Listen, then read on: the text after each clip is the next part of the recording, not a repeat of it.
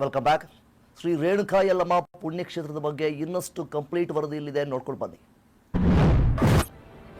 ಭಕ್ತರ ಮನೋಭಿಷ್ಟೆ ಈಡೇರಿಸುತ್ತಿದ್ದಾಳೆ ಶಕ್ತಿ ದೇವತೆ ರೇಣುಕಾ ಯಲ್ಲಮ್ಮ.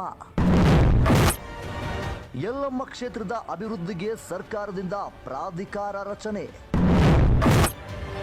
ಅದೇ ಕ್ಷೇತ್ರದಲ್ಲಿ ಇನ್ನೊಂದು ಪ್ರಾಧಿಕಾರ ರಚನೆ ಅಗತ್ಯ.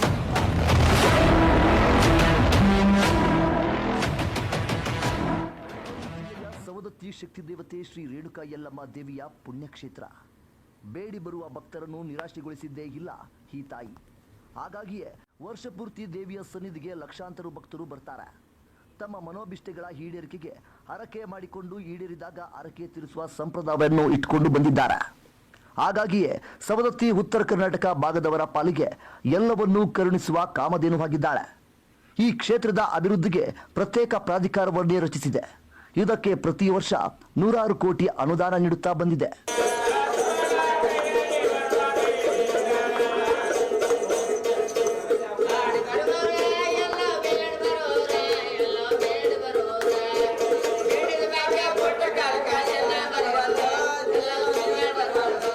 ಶಕ್ತಿ ಸ್ವರೂಪಿಣಿ ಶ್ರೀ ರೇಣುಕಾ ಯಲ್ಲಮ್ಮನ ಪುಣ್ಯಕ್ಷೇತ್ರದ ಅಭಿವೃದ್ಧಿಗೆ ಪೂರಕವಾಗಿ ಈಗಾಗಲೇ ಶ್ರೀ ರೇಣುಕಾ ಯಲ್ಲಮ್ಮ ಅಭಿವೃದ್ಧಿ ಪ್ರಾಧಿಕಾರ ಅಸ್ತಿತ್ವದಲ್ಲಿದೆ. ಈ ಪ್ರಾಧಿಕಾರಕ್ಕೆ ಸರ್ಕಾರ 100 ಕೋಟಿ ಅನುದಾನ ನೀಡುತ್ತಾ ಬಂದಿದೆ. ಶ್ರೀ ಕ್ಷೇತ್ರದಿಂದ ಒಳ್ಳೆಯ ಆದಾಯವು ಸರ್ಕಾರದ ಬೊಕ್ಕಸಕ್ಕೆ ಸಂದಾಯವಾಗುತ್ತಿದೆ. ಆದರೆ ದುರಂತ ಏನ್ ಗೊತ್ತಾ? ಪ್ರಾಧಿಕಾರಕ್ಕೆ ಅಷ್ಟೊಂದು ಪ್ರಮಾಣದ ಅನುದಾನ ದೊರೆತರೂ ಭಕ್ತಾದಿಗಳಿಂದ ಕೋಟ್ಯಾಂತರ ಆದಾಯ ಸಂದಾಯವಾಗ್ತಾ ಇದ್ರೂ ರೇಣುಕಾ ಯಲ್ಲಮ್ಮ ಕ್ಷೇತ್ರ ಅಭಿವೃದ್ಧಿಯಾಗಿಯೇ ಇಲ್ಲ. ಇದಕ್ಕೆ ಕಾರಣವೇನು ಎನ್ನುವುದರ ಬಗ್ಗೆ ಹೇಳೋಕೆ ಹೊರಟ್ರೆ ಅಭಿವೃದ್ಧಿ ವಿಷಯದಲ್ಲಿ ನಡೆಯುತ್ತಿರುವ ಮಹಾ ಕರ್ಮಕಾಂಡವೇ 10 ಎಪಿಸೋಡ್ಗಳಷ್ಟಾಗಬಹುದು. ಅದನ್ನು ಕೂಡ ಜನತಾ ಟಿವಿ ಮುಂದಿನ ದಿನಗಳಲ್ಲಿ ಬಿಚ್ಚಿಡಲಿದೆ. ರೇಣುಕಾ ಯಲ್ಲಮ್ಮ ಪ್ರಾಧಿಕಾರವಿರುವಾಗ ಪ್ರವಾಸೋದ್ಯಮಕ್ಕೆ ಪ್ರತ್ಯೇಕ ಪ್ರಾಧಿಕಾರ ಬೇಕಿತ್ತ? ಸಚಿವ ಎಚ್.ಕೆ. ಪಾಟೀಲರಿಗೆ ಪ್ರವಾಸೋದ್ಯಮ ಪ್ರಾಧಿಕಾರ ರಚನೆ ಮಾಡುವ ಅಗತ್ಯವೇನಿತ್ತು? ಒಂದೇ ಕ್ಷೇತ್ರಕ್ಕೆ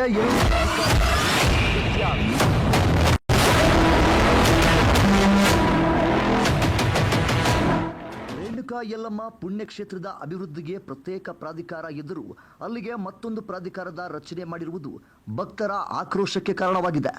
ಈಗಾಗಲೇ ಒಂದು ಪ್ರಾಧಿಕಾರವಿದ್ದು ಅದರಿಂದಲೇ ಏನು ಕಿಸಿಯಲಿಕ್ಕಾಗದ ಸನ್ನಿವೇಶ ಇರುವಾಗ ಮತ್ತೊಂದು ಪ್ರಾಧಿಕಾರದ ಅವಶ್ಯಕತೆ ನಿಜಕ್ಕೂ ಇತ್ತಾ ಎನ್ನುವುದು ಅವರ ಪ್ರಶ್ನೆಯಾಗಿದೆ. ಮತ್ತೊಂದು ಪ್ರಾಧಿಕಾರ ಬೇಕಾ ಎನ್ನುವುದರ ಪೂರ್ವಪರವನ್ನು ಆಲೋಚಿಸದೆ ಏಕಾಏಕಿ ಪ್ರಾಧಿಕಾರ ರಚನೆ ಮಾಡಲಾಗಿದೆ ಎನ್ನುವುದರು ಭಕ್ತರ ಆಪಾದನೆಯಾಗಿದೆ. ಅಂದಾಗೆ ಅವಶ್ಯಕತೆಯೇ ಇಲ್ಲದ ಆ ಪ್ರಾಧಿಕಾರವೇ ಶ್ರೀ ರೇಣುಕಾ ಯಲ್ಲಮ್ಮ ಪ್ರವಾಸೋದ್ಯಮ ಪ್ರಾಧಿಕಾರವಂತೆ. ಅಂದಾಗೆ ನೆನಪಿರಲಿ, ಇದು ಪ್ರವಾಸೋದ್ಯಮ ಸಚಿವ ಎಚ್.ಕೆ. ಪಾಟೀಲ್ ಅವರ ಕನಸಂತೆ. ಹಠಕ್ಕೆ ಬಿದ್ದು ಪ್ರಾಧಿಕಾರ ರಚನೆ ಮಾಡಿಸಿರುವುದು ಅವರೇ ಅಂತೆ ಎನ್ನುವ ಮಾತುಗಳಿವೆ. ಧಾರ್ಮಿಕ ಕ್ಷೇತ್ರವಾಗಿ ಯಲ್ಲಮ್ಮ ಗುಡ್ಡ ಅಭಿವೃದ್ಧಿಯಾಗಲು ಪ್ರಾಧಿಕಾರ ಇರುವುದಕ್ಕೇನೋ ಅರ್ಥವಿದೆ. ಆದರೆ ಒಂದು ಗುಡ್ಡ ಬಿಟ್ಟರೆ ಬೇರೇನೂ ಇಲ್ಲದ ಕ್ಷೇತ್ರದಲ್ಲಿ ಪ್ರವಾಸೋದ್ಯಮ ಬೆಳೆಸುತ್ತೇವೆ ಎಂದು ಪ್ರವಾಸೋದ್ಯಮ ಪ್ರಾಧಿಕಾರ ರಚನೆ ಮಾಡಿರುವುದು ಎಷ್ಟರ ಮಟ್ಟಿಗೆ ಸರಿ? ಅದಕ್ಕಾಗಿ ಒಂದಷ್ಟು ಕೋಟಿಗಳನ್ನು ಮೀಸಲಿಡುವುದು ಯಾವ ನ್ಯಾಯ? ಹಠಕ್ಕೆ ಬಿದ್ದು ಎಚ್.ಕೆ. ಪಾಟೀಲ್ ಅವರು ಮಾಡಿದ್ದು ಸರಿನಾ ಎನ್ನುವುದು ಯಲ್ಲಮ್ಮ ಭಕ್ತರ ಪ್ರಶ್ನೆಯಾಗಿದೆ.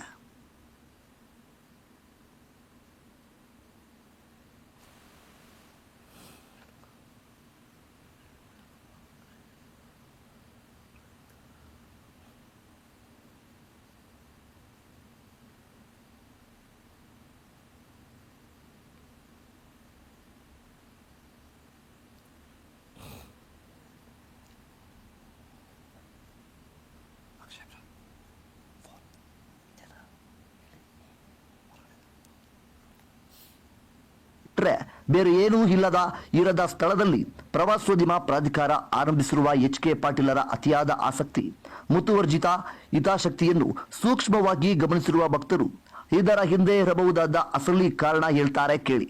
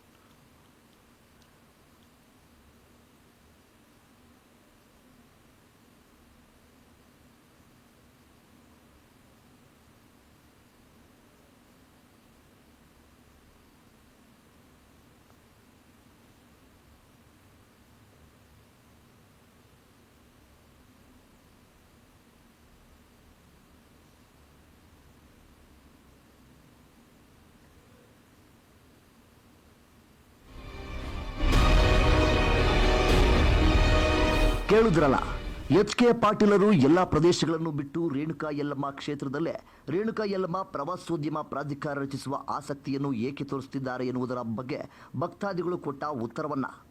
ಭಕ್ತರೇ ಹೇಳುವ ಪ್ರಕಾರ ರೇಣುಕಾ ಯಲ್ಲಮ್ಮ ಕ್ಷೇತ್ರದಲ್ಲಿ ಪ್ರವಾಸೋದ್ಯಮ ಆರಂಭಿಸುವುದು ಕೇವಲ ಒಂದು ನೆಪ ಅಷ್ಟೇ ಅಂತೆ. ಅದರ ಹಿಂದಿರುವ ನೈಜ ಉದ್ದೇಶ ತಮ್ಮ ಉದ್ಯಮದ ವಿಸ್ತರಣೆ ಅಂತೆ.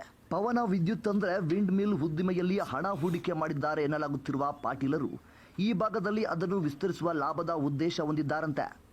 ಆರಂಭದಲ್ಲಿ ಯಲ್ಲಮ್ಮ ಗುಡ್ಡ ಪ್ರದೇಶದಲ್ಲಿ ಸಣ್ಣದಾಗಿ ಉದ್ದಿಮೆ ಆರಂಭಿಸಿ ನಂತರ ಅದನ್ನು ದೊಡ್ಡ ಪ್ರಮಾಣದಲ್ಲಿ ವಿಸ್ತರಿಸಿ ಲಾಭ ಮಾಡಿಕೊಳ್ಳುವ ಉದ್ದೇಶವನ್ನು ಹೊಂದಿದ್ದಾರೆ ಎನ್ನುವುದು ಭಕ್ತರ ಗಂಭೀರ ಆರೋಪವಾಗಿದೆ.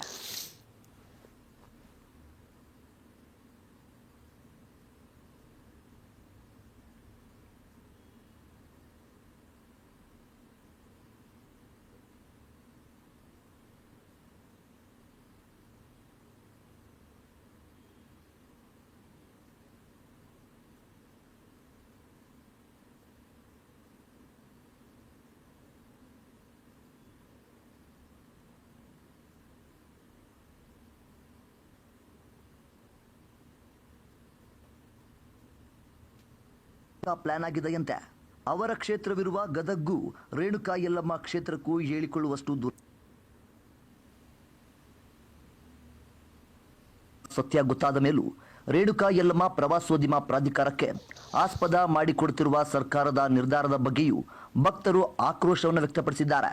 ಸರ್ಕಾರದ ಜೊತೆ ಜಿಲ್ಲಾಡಳಿತವೂ ಶಾಮೀಲಾಗಿದೆ. ಸವದತ್ತಿಯ ಉರುಗು ಗ್ರಾಮ ಪಂಚಾಯಿತಿ ಸೇರಿದ ಈ ಆಸ್ತಿಯನ್ನು ಅಲ್ಲಿನ ಆಡಳಿತದ ಗಮನಕ್ಕೆ ಬಾರದೆ ಪ್ರವಾಸೋದ್ಯಮಕ್ಕೆ ನೀಡುವುದು ಎಷ್ಟರ ಮಟ್ಟಿಗೆ ಸರಿ? ಇವತ್ತು ಪ್ರವಾಸೋದ್ಯಮ ಅಭಿವೃದ್ಧಿ ನೆವದಲ್ಲಿ ಸಣ್ಣದಾಗಿ ಬೀಡು ಬಿಟ್ಟು ಭವಿಷ್ಯದಲ್ಲಿ ಅದನ್ನೇ ವಿಸ್ತರಿಸುತ್ತಾ ರೇಣುಕಾ ಯಲ್ಲಮ್ಮ ಕ್ಷೇತ್ರಕ್ಕೆ ನೀಡಲಾದ ಗ್ರಾಮ ಪಂಚಾಯಿತಿ ಈ ಭೂಮಿಯನ್ನ ಆಪೋಷಣ ತೆಗೆದುಕೊಳ್ತಾರ ಅನ್ನೋದು ಗ್ರಾಮಸ್ಥರ ಆತಂಕವಾಗಿದೆ.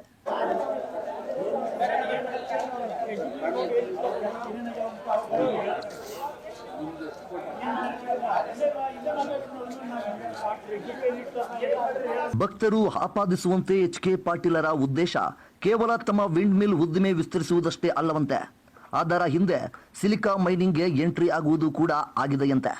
ಈಗಾಗಲೇ ಎಗ್ಗಿಲ್ಲದೆ ನಡೆಯುತ್ತಿರುವ ಸಿಲಿಕಾ ಮೈನಿಂಗ್ ಲಾಭದಾಯಕ ಉದ್ದಿಮೆ ಎನ್ನುವುದನ್ನು ಮನವರಿಕೆ ಮಾಡಿಕೊಂಡಿರಬಹುದಾದ ಪಾಟೀಲರು ಅದರಲ್ಲೂ ಒಂದು ಕೈ ಹಾಕಿಯೇ ಬಿಡೋಣ ಎಂಬ ಉದ್ದೇಶ ಹೊಂದಿದ್ದರೂ ಆಶ್ಚರ್ಯವಿಲ್ಲ ಎಂತಾರೆ. ಹಾಗಾಗಿನೇ ರೇಣುಕಾ ಯಲ್ಲಮ್ಮ ಪ್ರವಾಸೋದ್ಯಮ ಪ್ರಾಧಿಕಾರಕ್ಕೆ ಚಾಲನೆ ಕೊಟ್ಟಿದ್ದಾರೆ ಎನ್ನುವುದು ಭಕ್ತರ ನೇರ ಆರೋಪವಾಗಿದೆ.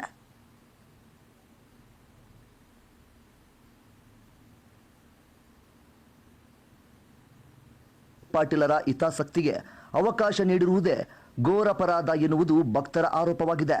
ವಿಂಡ್ ಮಿಲ್ ಉದ್ಯಮ ವಿಸ್ತರಿಸುವ ಜೊತೆಗೆ ಸಿಲಿಕಾ ಮೈನಿಂಗ್ನಲ್ಲಿ ಎಂಟ್ರಿ ಆಗಬೇಕು ಎನ್ನುವುದು ಉದ್ದೇಶದಲ್ಲದೆ ಎಚ್.ಕೆ. ಪಾಟೀಲರು ರೇಣುಕಾ ಯಲ್ಲಮ್ಮ ಕ್ಷೇತ್ರದ ಬಗ್ಗೆ ಹೆಚ್ಚು ಆಸಕ್ತಿ ಹೊಂದಿದ್ದಾರೆ. ಇದಕ್ಕೆ ಯಾವುದೇ ಕಾರಣಕ್ಕೂ ಅವಕಾಶ ಕೊಡಬಾರದು. ಗ್ರಾಮ ಪಂಚಾಯಿತಿಗೆ ಸಂಪೂರ್ಣ ಭೂಮಿ ಸೇರಬೇಕೆನ್ನುವುದು ನಮ್ಮ ಉದ್ದೇಶ ಎನ್ನುತ್ತಾರೆ ಭಕ್ತಾದಿಗಳು.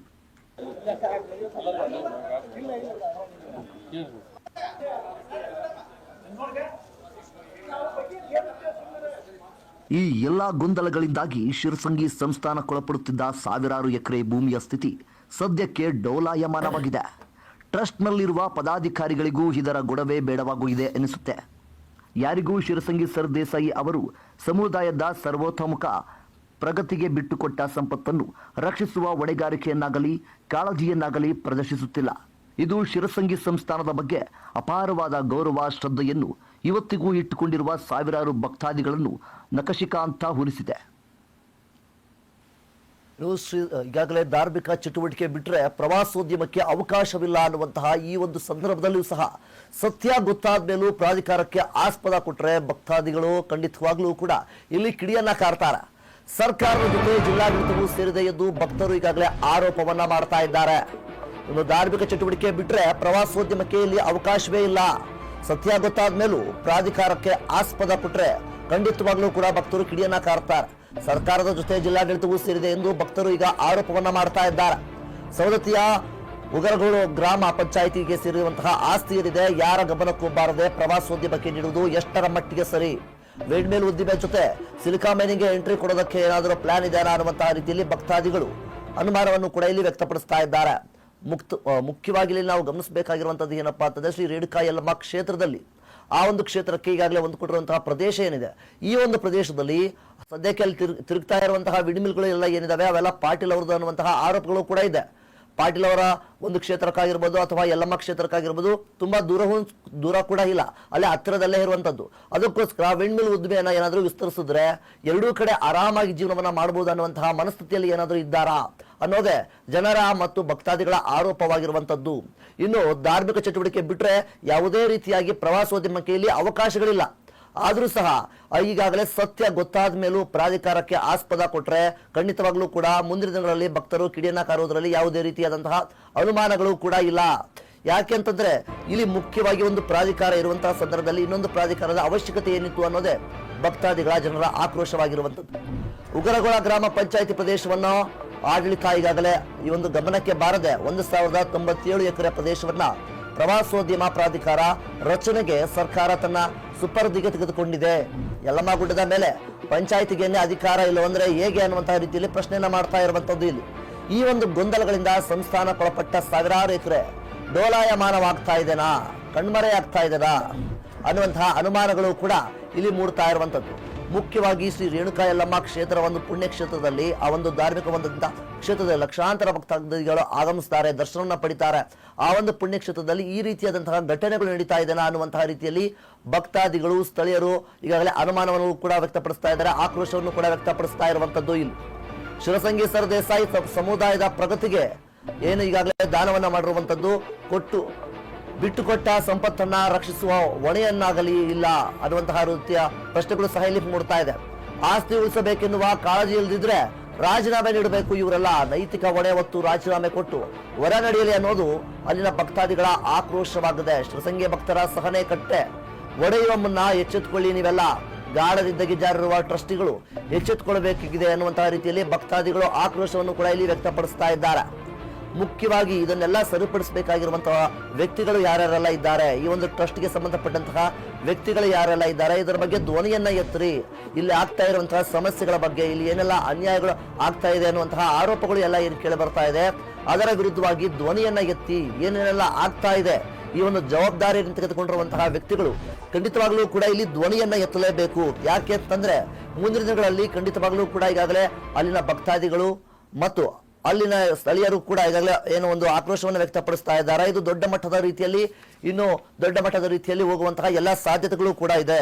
ಹೀಗಾಗಿ ಈ ಒಂದು ಬೆಳಗಾವಿ ಜಿಲ್ಲೆಯ ಸವದತ್ತಿ ಶ್ರೀ ರೇಣುಕಾ ಯಲ್ಲಮ್ಮ ಪುಣ್ಯಕ್ಷೇತ್ರ ಏನಿದೆ, ಅಭಿವೃದ್ಧಿಗೋಸ್ಕರ ಏನೆಲ್ಲ ಒಂದು ಪ್ರಯತ್ನವನ್ನ ಪಡ್ತಾ ಇದ್ದಾರೆ ಅನ್ನುವಂತಹ ರೀತಿಯಲ್ಲಿ ಹೇಳ್ತಾ ಇದ್ದಾರೆ. ಕೇವಲ ಅದು ಮಾತಾಗಿದೆ, ಎಲ್ಲೂ ಕೂಡ ಇವರು ಅಭಿವೃದ್ಧಿಯನ್ನ ಮಾಡ್ತಾ ಇಲ್ಲ. ಅಭಿವೃದ್ಧಿ ಪ್ರಾಧಿಕಾರ ಇದ್ರೂ ಸಹ ಅಭಿವೃದ್ಧಿಯನ್ನ ಮಾಡ್ತಾ ಇಲ್ಲ. ಇಂತಹ ಒಂದು ಸಂದರ್ಭದಲ್ಲಿ ಪ್ರವಾಸೋದ್ಯಮ ಪ್ರಾಧಿಕಾರ ಬರುವಂತಹ ಅವಶ್ಯಕತೆ ಏನಾದರೂ ಇದೆನಾ ಅನ್ನುವಂಥದ್ದೇ ಅಲ್ಲಿನ ಜನರ ಆಕ್ರೋಶವಾಗಿರುವಂಥದ್ದು.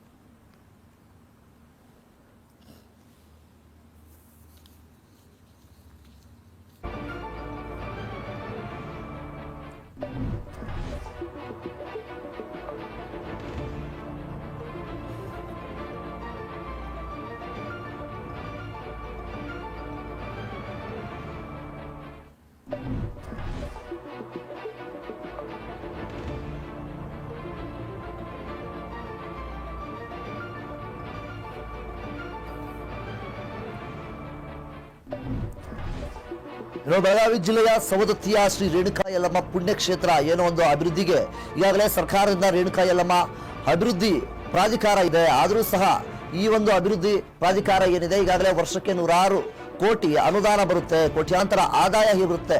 ಆದರೂ ಸಹ ಆ ಕ್ಷೇತ್ರಕ್ಕೆ ಮೂಲಭೂತ ಅಭಿವೃದ್ಧಿ ಆಗ್ತಾ ಇಲ್ಲ ಅನ್ನೋದೇ ಅಲ್ಲಿನ ಭಕ್ತಾದಿಗಳ ನೋವು, ಅಲ್ಲಿನ ಭಕ್ತಾದಿಗಳ ಆಕ್ರೋಶಕ್ಕೆ ಕಾರಣವಾಗ್ತಾ ಇರುವಂತದ್ದು. ಇಂತಹ ಒಂದು ಸಂದರ್ಭದಲ್ಲಿ ಅದೇ ಒಂದು ಪ್ರದೇಶಕ್ಕೆ ಮತ್ತೊಂದು ರೇಣುಕಾ ಯಲ್ಲಮ್ಮ ಪ್ರವಾಸೋದ್ಯಮ ಪ್ರಾಧಿಕಾರ ಮಾಡುವಂತಹ ಅವಶ್ಯಕತೆ ಏನಾದರೂ ಇತ್ತಾ ಅನ್ನುವಂಥದ್ದು ಭಕ್ತಾದಿಗಳ ಆಕ್ರೋಶವಾಗಿರುವಂತದ್ದು. ಯಾಕೆ ಅಂತಂದ್ರೆ ಆ ಒಂದು ಕ್ಷೇತ್ರದಲ್ಲಿ ಒಂದು ಗುಡ್ಡ ಒಂದು ಬಿಟ್ರೆ ಏನೂ ಕೂಡ ಇಲ್ಲ. ಇಂತಹ ಒಂದು ಕ್ಷೇತ್ರದಲ್ಲಿ ಅಭಿವೃದ್ಧಿ ಮಾಡುವುದಕ್ಕೆ ಒಂದು ಪ್ರಾಧಿಕಾರ ಇದೆ. ಆ ಒಂದು ಅಭಿವೃದ್ಧಿ ಪ್ರಾಧಿಕಾರ ಇದ್ರೂ ಸಹ ಅಭಿವೃದ್ಧಿಗಳೇ ಆಗ್ತಾ ಇಲ್ಲ. ಇಂತಹ ಒಂದು ಸಂದರ್ಭದಲ್ಲಿ ಪ್ರವಾಸೋದ್ಯಮ ಎನ್ನುವಂತಹ ಪ್ರಾಧಿಕಾರ ಬೇಕಿತ್ತ ಅನ್ನೋದೇ ಜನಗಳ ಪ್ರಶ್ನೆಯಾಗಿರುವಂತದ್ದು. ಇದು ನಿಜವಾಗಿಯೂ ಇವರು ಅಭಿವೃದ್ಧಿಗೋಸ್ಕರ ಏನಾದರೂ ಮಾಡ್ತಾ ಇದ್ದಾರಾ ಅಥವಾ ಇವರ ಒಂದು ಉದ್ದೇಶವ ಏನಾದರೂ ಬೇರೆ ಇದೆನಾ ಅನ್ನುವಂಥದ್ದು ಜನರ ಅನುಮಾನವಾಗಿರುವಂಥದ್ದು. ಏನು ಭಕ್ತರ ಆರೋಪ ಏನಂತಂದ್ರೆ ಈ ಒಂದು ಪ್ರವಾಸೋದ್ಯಮ ಒಂದು ನೆಪದಲ್ಲಿ ಭೂಮಿ ಸರ್ಕಾರದ ವಶಕ್ಕೆ ಏನಾದರೂ ಹೋಗ್ತಾ ಇದ್ದೇನಾ ಅನ್ನುವ ಕ್ವಶನ್ ಮತ್ತು ಅನುಮಾನಗಳು ಕೂಡ ಇಲ್ಲಿ ವ್ಯಕ್ತವಾಗ್ತಾ ಇರುವಂತದ್ದು. ವಿಂಡ್ ಮೇಲ್ ಉದ್ಯಮ ವಿಸ್ತರಣೆ ಏನಾದರೂ ಮಾಡುವಂತಹ ಪ್ಲಾನ್ ಇದೆನಾ? ಸಿಲಿಕಾ ಮೈನಿಂಗ್ಗೆ ಎಂಟ್ರಿ ಆಗುವಂತಹ ಪ್ಲಾನ್ಗಳು ಏನಾದರೂ ಇದೆನಾ? ಇದರ ಹಿಂದೆ ಇರುವಂತಹ ಹಿತಾಸಕ್ತಿ ಅಡಗಿದೆಯಾ ಅನ್ನೋ ಅನುಮಾನಗಳು ಕೂಡ ಇಲ್ಲಿ ಗಟ್ಟಿಯಾಗ್ತಾ ಇದೆ. ಈ ಒಂದು ಗ್ರಾಮ ಪಂಚಾಯತ್ಗೆ ಸೇರಿರುವಂತಹ ಭೂಮಿಯನ್ನ ಅವರ ಗಮನಕ್ಕೂ ಬಾರದ ರೀತಿಯಲ್ಲಿ ಪ್ರಾಧಿಕಾರಕ್ಕೆ ನೀಡಿದ್ದು ಸರಿನಾ ಅನ್ನುವಂಥದ್ದು ಜನರ ಪ್ರಶ್ನೆ ಆಗಿರುವಂಥದ್ದು. ಈಗಾಗಲೇ ಒಂದೇ ಒಂದು ಕ್ಷೇತ್ರದಲ್ಲಿ ಈ ಒಂದು ಕ್ಷೇತ್ರಕ್ಕೆ 2 ಪ್ರಾಧಿಕಾರ ರಚಿಸಿ ಗೊಂದಲ ಸೃಷ್ಟಿಸಿದ್ದು. ಈ ಒಂದು ಗೊಂದಲ ಸೃಷ್ಟಿಸಿದ್ದಕ್ಕೆ ಯಾರು ಹೊಣೆ? ಈ ಒಂದು ಹೊಣೆಯನ್ನ ಯಾರು ಹೊರ್ತಾರೆ? ಯಾಕೆ ಅಂತಂದ್ರೆ ಅಭಿವೃದ್ಧಿ ಪ್ರಾಧಿಕಾರ ಇದ್ದಾಗ ಯಾವುದೇ ರೀತಿಯಾದಂತಹ ಗೊಂದಲಗಳು ಆಗಿಲ್ಲ, ಅಭಿವೃದ್ಧಿಗಳು ಕೂಡ ಆಗಿಲ್ಲ ಅನ್ನೋದು ಜನರ ಆರೋಪ. ಈಗ ಇನ್ನೊಂದು ಪ್ರವಾಸೋದ್ಯಮ ಪ್ರಾಧಿಕಾರ ಅಂತ ಏನು ಮಾಡಿದಾಗ ಇಂತಹ ಒಂದು ಸಂದರ್ಭದಲ್ಲಿ ಗೊಂದಲಗಳು ಕೂಡ ಸೃಷ್ಟಿಯಾಯಿತು. ಇದಕ್ಕೋಸ್ಕರ ಈ ಒಂದು 2 ಪ್ರಾಧಿಕಾರ ಮಾಡುವಂತಹ ಅವಶ್ಯಕತೆಗಳು ಏನಾದರೂ ಇತ್ತ ಅನ್ನೋದೇ ಜನಗಳ ಪ್ರಶ್ನೆ, ಭಕ್ತರ ಪ್ರಶ್ನೆಗಳಾಗಿರುವಂಥದ್ದು.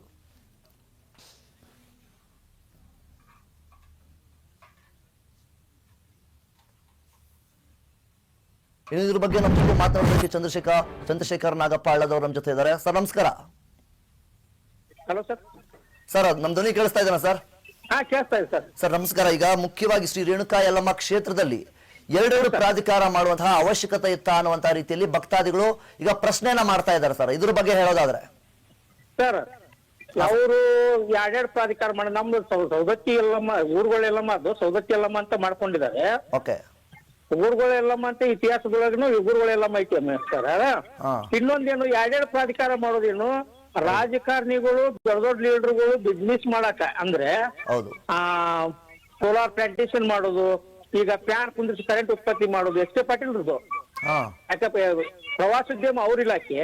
ಓಕೆ. ಪ್ರವಾಸೋದ್ಯಮ ಅವ್ರ ಇಲಾಖೆ ಆದ್ಮೇಲೆ ಅವ್ರ ಪ್ರವಾಸೋದ್ಯಮ ಹೆಸರಿನಲ್ಲಿ ಇವ್ರು ಲೂಟಿ ಹೊಡೆಯವ್ರು. ಓಕೆ. ಹೌದು ಸರ. ಈಗ ನಾವು ಈಗ ಯಲ್ಲಮ್ಮ ದೇವಸ್ಥಾನ ಪ್ರವಾಸೋದ್ಯಮಕ್ಕೆ ಹೆಂಗ್ ಬರ್ತತಿ? ನಾವೇನು ಇಲ್ಲಿ ಮೋಜು ಮಸ್ತಿಗೆ ಬರಲ್ಲ, ಭಕ್ತಾದಿಗಳು ಭಕ್ತಿಯಿಂದ ಬರ್ತಾರೆ. ಹೌದಿಲ್ಲ ಸರ್? ಸರ್ ಹೇಳಿ ಸರ್, ಕೇಳಿಸ್ತಾ ಇದೆ. ಕೇಳ್ತಾ ಇದಲ್ಲ?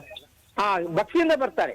ಯಲ್ಲಮ್ಮಗ್ ಬರ್ಬೇಕಾದ್ರೆ ಭಕ್ತಿಯಿಂದ ಬರ್ತಾರೆ. ಮೋಜು ಮಸ್ತಿ ಮಾಡಕ್ ಬರಲ್ಲ ಭಕ್ತಾದಿಗಳು. ಹೌದು. ಪ್ರವಾಸೋದ್ಯಮ ಮಾಡ್ಕೊಂಡು ಇವ್ರ ಆ ಜಾಗ 1097 ಎಕರೆ ಗೋಮಾಳ ಜಾಗ, ಉಗುರುಗಳ ಗ್ರಾಮ ಪಂಚಾಯತಿ ವ್ಯಾಪ್ತಿಗೆ ಬರುವಂತ ಗೋಮಾಳ ಜಾಗವನ್ನು ಇವರು ಪ್ರವಾಸೋದ್ಯಮ ಕೊಡ್ತೀವಂತಾರ. ಹೌದು. ನಮ್ಮ ಈಗ 30 ವರ್ಷ ಗಂಟ್ಲೆ ಆಯ್ತು ನಾವು ಹೋರಾಟ ನಡೆಸಿದನ್ನ. ನಮ್ಮ ಗ್ರಾಮದಿಂದ ದೊಡ್ಡ ದೊಡ್ಡ MLA ಅವರು ಇದ್ರು ಅತ್ತಾಗ ಸಪೋರ್ಟು, ಯಾರಿದ್ರು ಅತ್ತಾಗ ಸಪೋರ್ಟ್. ಯಾಕಂದ್ರೆ ಉಗುರುಗಳ ಗೋಮಾಳವನ್ನು ತಗೊಂಡ್ರಂದ್ರ ನಮ್ಮ ಊರಿನ 3 ಊರು ಉಗುರುಗೊಳ್ಳ, ಹರ್ಲಾಪುರ, ಯಲ್ಲಮ್ಮ ಗುಡ್ಡ, ತಾಂಡ, ಈ ಊರಿನ ಜನರಿಗೆ ಜಾನುವಾರುಗಳು ಮೇಯಾಕಿದ್ರು ಯಾವ್ದು ಜಾಗ ಇರ್ಲಂಗ ಆಕತ್ ನಮಗೆ ಪಣ್ಣದ್ದು. ಮತ್ ಇವ್ರಿಗೆ ಜಾಗ ಕೊಟ್ರು ಮುಂದ್ ಭಕ್ತಾದಿಗಳು ಬಂದು ಇಳ್ಕೊಳಕ್ ಜಾಗ ಕೊಡುದಿಲ್ಲ ಇವ್ರು ನಮ್ಗ. ಯಾಕೆ ಸರ್ ಅದು ಹಂಗೆ? ಯಾಕೆಂದ್ರೆ ಇವರು ಸೋಲಾರ್ ಪ್ಲಾಂಟೇಶನ್ ಮಾಡೋರು ಮತ್ ದೊಡ್ಡ ದೊಡ್ಡ ಬಿಲ್ಡಿಂಗ್ ಕಟ್ಟಿಸ್ಕೊಂಡು ಇವ್ರು ಬಿಸ್ನೆಸ್ ಮಾಡೋರು. ಹೆಂಗಂದ್ರೆ ಈಗ ಒಂದ್ ಲೀಸ್ ಮೇಲೆ ತಗೋತಾರೆ ಆ ಪ್ರವಾಸೋದ್ಯಮ ಯಂತ್ರ.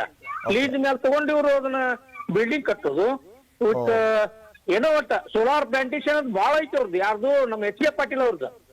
ಮತ್ ಇನ್ನೊಂದೇನು, ಸಿಲ್ಕಾನ್ ನಮ್ ಗುಡ್ಡದಲ್ಲಿ ಇದೆ. ಹುಲಿಕಟ್ಟಿ ಗುಡ್ಡ ಬೇರೆ ಅಲ್ಲ, ಇದು ಯಲ್ಲಮ್ಮನ ಗುಡ್ಡ ಬೇರೆ ಅಲ್ಲ. ಆ ಸಿಲ್ಕಾನ್ ಅನ್ನೋದು ನಮ್ಮ ಗುಡ್ಡದಲ್ಲಿದೆ. ಆ ಮೈನಿಂಗ್ ಮಾಡಕ್ಕೂ ಇವ್ರು ಐಡಿಯಾ ಮಾಡ್ಯಾರ. ಮತ್ತೆ ಈಗಾಗಲೇ ಅದು ವ್ಯಾಜ್ಯ ಎಲ್ಲಿ ಕೇಸಲ್ಲಿ ಇದೆ, ಕೋರ್ಟ್ ಅಲ್ಲಿ ಇದೆ ಬೆಂಗಳೂರಲ್ಲಿ. ಮತ್ತೆ ಹೈಕೋರ್ಟ್ನಾಗೂ ಆಗೈತಿ. ಒಳ್ಳೆ ಮತ್ತೆ ಇವರು ರಾಜಕಾರಣಿಗಳು ಒತ್ತಡ ಹಚ್ಚಿ ಅರ್ಥ ಮಾಡಿ ನಮ್ಮ ಊರಿಗೆ, ನಮ್ಮ ಗ್ರಾಮ ಪಂಚಾಯತಿಗೆ, ಯಲ್ಲಮ್ಮಗ ಮೇನ್ ತಾಯಿ ಯಲ್ಲಮ್ಮಗ ಮೋಸ ಮಾಡ್ತಾ ಇದ್ದಾರೆ ಇವರು. ಮೈನಿಂಗ್ ಮಾಡ್ಬೇಕು, ಇವರು ಸೋಲಾರ್ ಪ್ಲಾಂಟೇಶನ್ ಮಾಡ್ಬೇಕು, ವಿಂಡ್ ಮಿಲ್ ಪ್ಲಾನಿಂಗ್ ಕುಂದಿರ್ಸಿದ್ರು ಇವರು. ಯಾವ ಗ್ರಾಮ ಪಂಚಾಯತಿಗೆ ದುಡ್ಡು ಕರ್ತಾರೋ, ಇದಕ್ಕೆ ಟ್ರಸ್ಟಿ ಕರ್ತಾರೋ ಯಾವುದೂ ಇಲ್ಲ. ಸುಳ್ಳ. ಇವ್ರು ರಾಜಕಾರಣಿಗಳು ಒತ್ತಡ, ಇವರು ಅಧಿಕಾರ ದುರುಪಯೋಗ ಮಾಡ್ಕೊಳ್ಳೋರು ಇವ್ರು. ಯಾರು? ಮಾನ್ಯ ಶಾಸಕರು ಆತು, ಮಾನ್ಯ ಇವ್ರು ಏನು ಪ್ರವಾಸೋದ್ಯಮ ಸಚಿವರು, ಜಿಲ್ಲಾ ಪ್ರವಾಸೋದ್ಯಮ ಸಚಿವ ಎಚ್ ಕೆ ಪಾಟೀಲ್ರು ತಮ್ಮ ಬ್ಯಾಳಿ ಬೆಳೆಸುವಾಗ ಮಾಡಾಕತ್ತಾರ ವಿನ ಜನರು ಉದ್ಧಾರಕ್ಕಾಗಿ ಮಾಡಾಕತ್ತಿಲ್ಲ ಇವರು. ಅದೇ ಅಲ್ಲಿನ ಕ್ಷೇತ್ರದ ಅಭಿವೃದ್ಧಿಗೋಸ್ಕರ ಯಾವುದೇ ರೀತಿಯಾದ ಕೆಲಸಗಳು ಮಾಡ್ತಾ ಇಲ್ಲ ಅಂತ ಹೇಳ್ತಾ ಇದ್ದಾರೆ. ಅಲ್ಲ ರೀ, ಈಗ 97 ಕೋಟಿ ರೂಪಾಯಿನ ಯಲ್ಲಮ್ಮನ ದೇವಸ್ಥಾನದ ದುಡ್ಡು ತಗೊಂಡಾರೆ. 97 ಕೋಟಿ ರೂಪಾಯಿ 97 ಕೋಟಿ ತಗೊಂಡಿದ್ದಾರೆ. ಅದನ್ನೇ ಕೇಂದ್ರ ಸರ್ಕಾರದಿಂದ 100 ಕೋಟಿ ಬಂದಿದೆ ಅಂತ, 118 ಕೋಟಿ. 218 ಕೋಟಿ ಇವ್ರು 97 ಕೋಟಿ ರೂಪಾಯಿ ತಗೋಬೇಕಾರೆ ಎಲ್ಲ ಮುಂದೆ ಇವ್ರಿಗೇನ್ ಅಧಿಕಾರ ಇದೆ? ಸುಪ್ರೀಂ ಕೋರ್ಟ್ ಅಲ್ಲಿ ಏನಿದೆ? ಈ ದೇವಸ್ಥಾನ ದುಡ್ಡು ಯಾರು ಬಳಕೆ ಮಾಡಬಾರ್ದಂತ ಐತಿ. ಹೌದು ಹೌದು. ಹಾ, ಇವ್ರು ಯಾಕೆ ತಗೋತಾರು? ಅದೇ ಈಗ ದೇವಸ್ಥಾನಕ್ಕೆ ಅಂತ ಇಟ್ಟಿರುವಂತದ್ದು, ಒಂದು ಕ್ಷೇತ್ರಕ್ಕೆ ಅಂತ ಇಟ್ಟಿರುವಂತ ದುಡ್ಡನ್ನ ಯಾರು ಮುಟ್ಟೋದಕ್ಕೆ ಅಧಿಕಾರ ಇಲ್ಲ. 97 ಕೋಟಿ ರೂಪಾಯಿ ತಗೊಂಡಿದ್ದಾರೆ ಈಗ. ಓಕೆ. ಅದೇ ರೀತಿ ಒಬ್ಬ ಮೊನ್ನೆ ಸುಪ್ರೀಂ ಕೋರ್ಟ್ನಾಗ ಒಂದು ಆದೇಶ ಆಯ್ತು.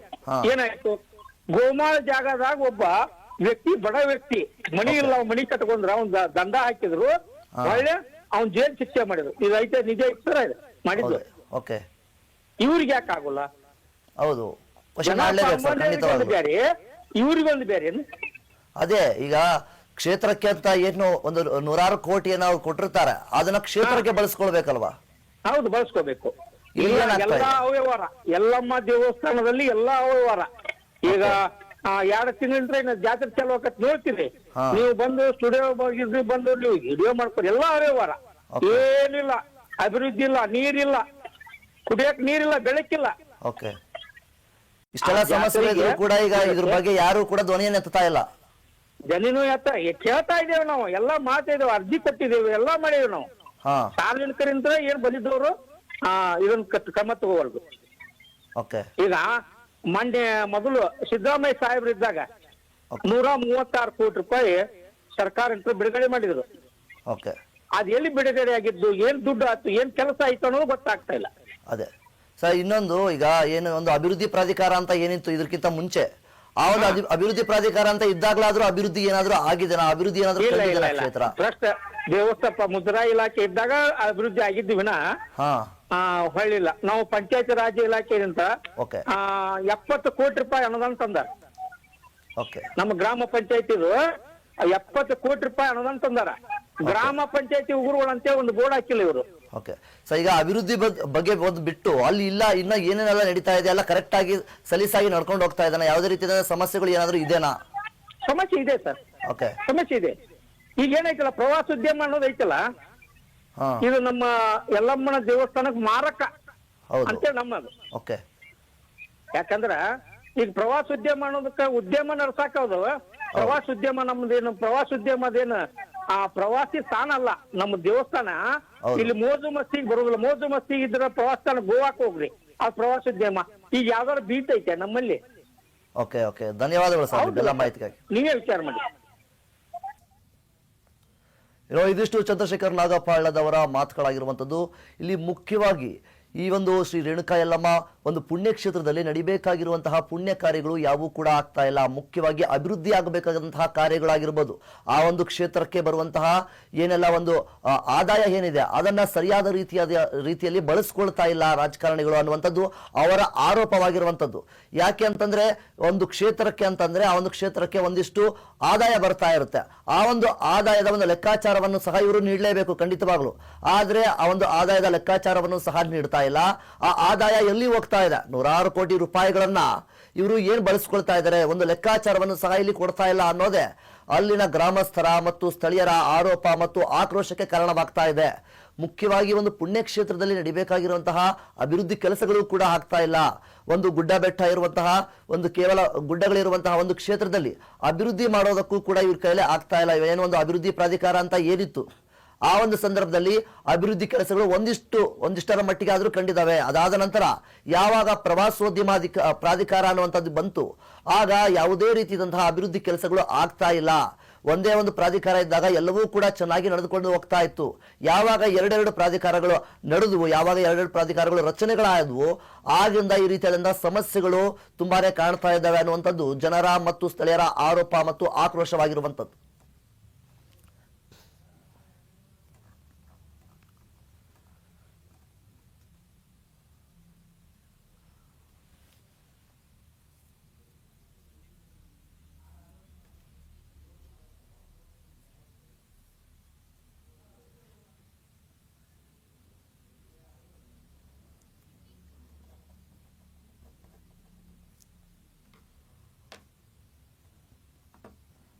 ಇದ್ರ ಬಗ್ಗೆ ಮಾತನಾಡೋದಕ್ಕೆ ಅಪ್ಪು ಗಂಡಿಗೌಡರವರು ಕಾರ್ಯಕರ್ತರು ನಮ್ಮ ಜೊತೆ ಇದ್ದಾರೆ. ಸರ್ ನಮಸ್ಕಾರ. ನಮಸ್ಕಾರ ಸರ್, ಈಗ ಶ್ರೀ ರೇಣುಕಾ ಯಲ್ಲಮ್ಮ ಒಂದು ಪುಣ್ಯಕ್ಷೇತ್ರದಲ್ಲಿ ಏನಾಗ್ತಾ ಇದೆ ಸರ್? ಏನು ಮುಖ್ಯವಾದಂತಹ ಒಂದು ಸಮಸ್ಯೆ ಏನಾಗ್ತಾ ಇದೆ ಅಲ್ಲಿ? ಸಮಸ್ಯೆ ಅಂದ್ರೆ ಸರ್ ನೀರಿನ ಸಮಸ್ಯೆ ಇದೆ ಇಲ್ಲಿ. ಹಾ. ಮತ್ತೆ ಇದು ಈ ಸದ್ಯ ಈಗೇನು ಪ್ರಾಧಿಕಾರ ಮಾಡ್ಯಾರಲ್ಲ, ಉದ್ದೇಶಪೂರ್ವಕವಾಗಿ ರಾಜಕೀಯ ವ್ಯಕ್ತಿಗಳು ಪ್ರಾಧಿಕಾರ ಅವ್ರ ಉದ್ದೇಶಕ್ಕೆ ಮಾಡ್ಯಾರ. ಓಕೆ. ಅಲ್ಲಿ ಸೋಲಾರ್ ಪ್ಲಾಂಟ್ ಕುಂಡ್ರಸು ಇದ್ರದ್ದು ಪ್ಲೇಟ್ ಕುಂಡ್ರಸ್ಬೇಕಂತ ಅವ್ರ 400 ಎಕರೆದಾಗ ಕುಂಡ್ರಸ್ಬೇಕಂತ ಅದನ್ನ ಮಾಡ್ಯಾರ. ಓಕೆ. ಈ ಅವ್ರ ಬಿಸ್ನೆಸ್ ಪಾಯಿಂಟ್ ಮಾಡ್ಯಾರ ಸರ್. ಓ. ಯಾವ್ದು ಬ್ಲೂ ಪ್ರಿಂಟ್ ಸ್ಕೆಚ್ ರೆಡಿ ಇಲ್ಲ, ಹೌದು. ಸುಳ್ಳೆ ಹೇಳ್ತಾರ. ಅದ್ ರೆಡಿ ಮಾಡೇವ್ ಇದ್ ರೆಡಿ ಮಾಡೇವ್ ಅಂತ. Okay. ಮತ್ತೀಗ ಆಲ್ರೆಡಿ ಕೋರ್ಟ್ ನಲ್ಲಿ ಕೇಸ್ ಇದೆ. ಹಾ.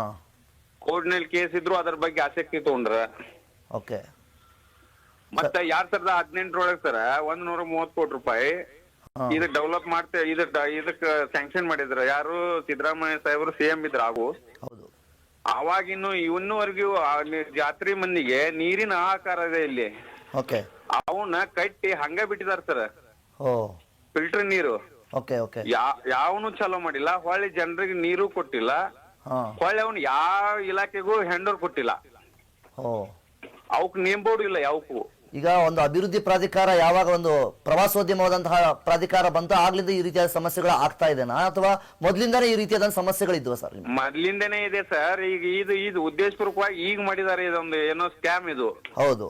ಇದು ಏನೋ ಪ್ರವಾಸೋದ್ಯಮ ಪ್ರಾಧಿಕಾರ ಮಾಡಿದ್ದು ಒಂದು ಸ್ಕ್ಯಾಮು. ಆಗ ಮೊದ್ಲಿಂದನೂ ಇದೆ. 2018 ಅಲ್ಲಿ ಇದೇ ಪರಿಸ್ಥಿತಿ ಇದೆ. ಅದೇ ಸರ್. ಈಗ ಆಲ್ರೆಡಿ ಇದು ಈಗ ಏನ್ ಮಾಡ್ಯಾರಲ್ಲ ಪ್ರಾಧಿಕಾರ, ಅಭಿವೃದ್ಧಿ ಪ್ರಾಧಿಕಾರ ಮತ್ತು ಪ್ರವಾಸೋದ್ಯಮ ಪ್ರಾಧಿಕಾರ ಅಂತ. ಪ್ರವಾಸೋದ್ಯಮ ಪ್ರಾಧಿಕಾರ ಮಾಡಿ ಇದು ಗೈರಾನ ಜಾಗ ಇದೆ ಇಲ್ಲಿ 97 ಎಕರೆ. ಓಕೆ. ಅದ್ರಾಗ 400 ಎಕರೆ ಅವ್ರು ಇದನ್ನ ಸೋಲಾರ್ ಪ್ಲಾಂಟ್ ಕೊಂಡ್ರಸ ಅವ್ರು ಕುಂಡ್ರಿಸಿ ಈ ವಿಷಯ ಹೇಳಿ ಅದನ್ನ ಮಾಡವ್ರು. ಅವ್ರು ಅಷ್ಟೇ ಸ್ವಂತ ಆಸ್ತಿ. ಮತ್ತ ಅವ್ರು ರಿಸಾರ್ಟ್ ಮಾಡವ್ರು. ಅವ್ರ ನನಗ 4 ಎಕರೆ ಕೊಡು, 10 ಎಕರೆ ಕೊಡು, ಹಿಂಗ್ ನಡೆದಿದೆ ಸರ್ ಅಲ್ಲಿ. ಓಕೆ. ಜನ ಉದ್ದೇಶಕ್ಕೆ ಯಾವ್ದು ಮಾಡಿಲ್ಲ ಇಲ್ಲಿ. ಹಾಗಾದ್ರೆ ಅಭಿವೃದ್ಧಿ ಆಗ್ಬೇಕಾಗಿರುವಂತ ಕೆಲಸಗಳು ಯಾವೂ ಕೂಡ ಆಗ್ತಾ ಇಲ್ಲ ಅನ್ನೋದು ನಿಮ್ಮ ಮಾತು? ಆಗಿಲ್ಲ ಸರ್, ಆಗಿಲ್ಲ. ನೀವು ಬೇಕಂದ್ರೆ ಈ ಸದ್ಯ ಅಲ್ಲಿ ಬಂದು ನೋಡ್ಬೋದು. ಅದನ್ನ ರಿಯಲ್ ಆಗಿ ನೋಡ್ಬೋದು. ಓಕೆ. Okay sir. ಓಕೆ, ಧನ್ಯವಾದಗಳು ಸರ್ ನಿಮ್ಮೆಲ್ಲ ಮಾಹಿತಿ. Okay sir.